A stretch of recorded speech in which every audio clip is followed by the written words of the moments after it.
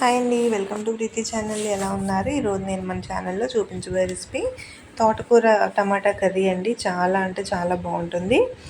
Hotel styles వాళ్ళ restaurants, curry points వాళ్ళు ఈ స్టైల్లో చేస్తారు కదా, ఆ స్టైల్లో నేను కూడా తోటకూర కర్రీ రెసిపీ అండి.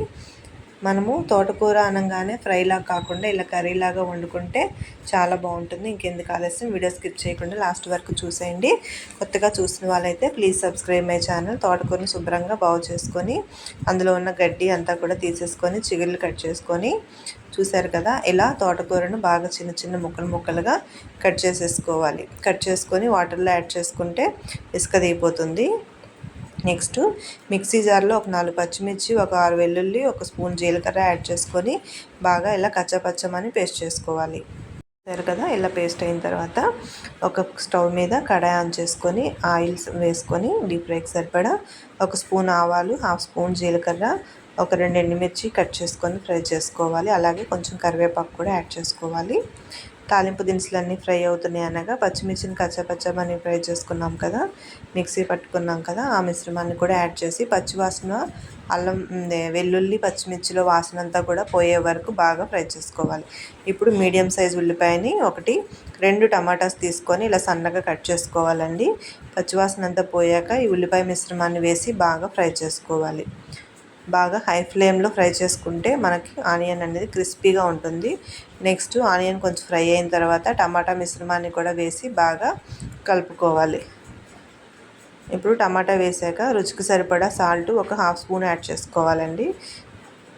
సాల్ట్ యాడ్ చేసిన తర్వాత మూత పెట్టేస్తే టమాటా ముక్కల మిశ్రమం అంతా కూడా మెత్తగా స్మూత్ అవుతుంది. చూసారు కదా, ఇట్లా పేస్ట్ అయింది. ఇప్పుడు మనం ముందుగా మిశ్రమాన్ని అంతా కూడా పక్కకు జరుపుకొని తోటకూర మిశ్రమాన్ని యాడ్ చేసుకోవాలి.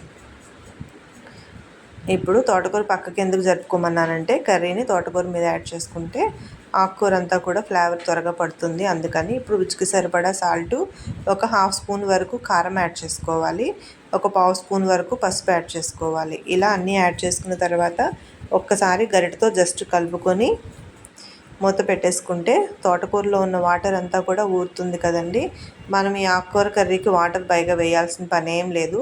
ఇలా కలుపుకున్నాక మూత పెట్టేసి ఎగ్జాక్ట్గా ఒక 7-8 నిమిషాలకి చూడండి, ఆకుకూర అంతా కూడా ఉడికిపోయింది మెత్తగా. అలానే వాటర్ కూడా బయటకు వచ్చేసింది. ఇంకొంచెం వాటర్ ఉంది. ఇది కాస్త దగ్గరికి అయితే ఇంకా బాగుంటుంది. ఒక 2 నిమిషాలు ఆగి స్టవ్ ఆఫ్ చేసేసుకుంటే వేడివేడిగా hotel style, curry point style వాళ్ళ తోటకూర టమాటా కర్రీ అయితే రెడీ అయిపోయింది. ఇంకెందుకు ఆలస్యం, మీరు కూడా ట్రై చేసేయండి. కొత్తగా చూసిన వాళ్ళైతే ప్లీజ్ సబ్స్క్రైబ్ మై ఛానల్. మీ ఫ్రెండ్స్కి కూడా షేర్ చేయండి. Thank you for your support. Thank you for watching అండి. Thank you. ఇంకా నా ఛానల్ సబ్స్క్రైబ్ చేసుకోకపోతే వెంటనే సబ్స్క్రైబ్ చేయండి.